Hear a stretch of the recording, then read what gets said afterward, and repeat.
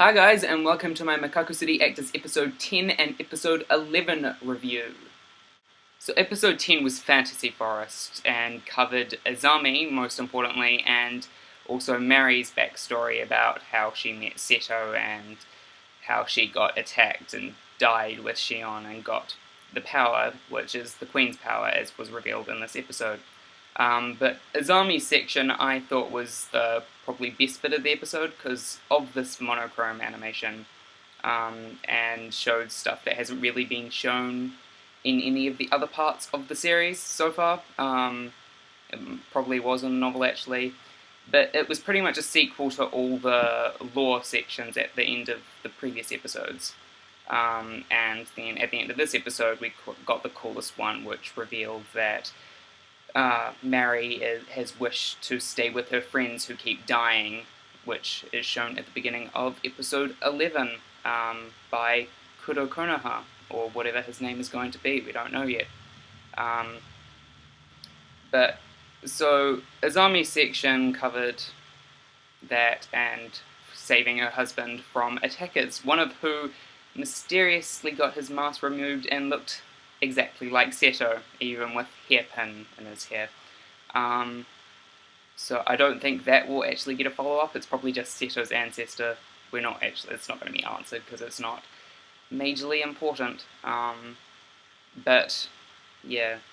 And then at the end of the episode we got Seto coming and showing Mary that he's like her, pretty much exactly like the song. Animation for this episode was definitely nicer than last episode for the insert song. We won't talk about the MMD use again, it will be fixed in the Blu-rays and DVDs, and if it's not, Shaft has lost a lot of street cred. But yeah. We also had Azami when she is attacking the pursuers, trying to find where her husband is. We got her using all the snake eye abilities that the Dan actually possesses, which is quite cool, and the animation for the snake is really awesome in this episode. And then when Mary dies with Shion and they go to this heat haze world where Azami disappears into after she leaves, and then he goes to color and stuff, we heard the voice of a particular snake, which I think is supposed to be the one that Kenjiro has inside of him, and is the one that Kuro Konoha actually ends up receiving, because I'm pretty sure that was Konoha's voice actor voicing that snake.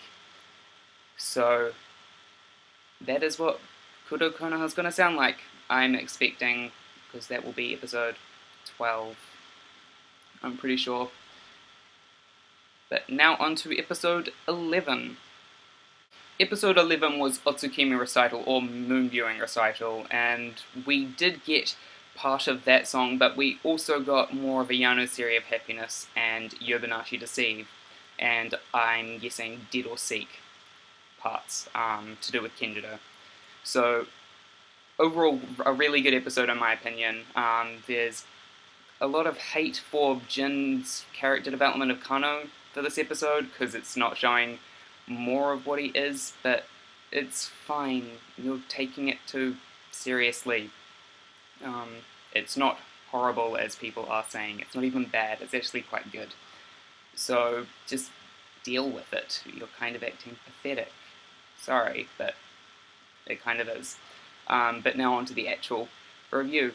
It was a really good episode, especially Kano's backstory parts, in my opinion, and the Ayano suicide part, which is a lot different than I actually thought it was, since I haven't read the novels and that has been covered.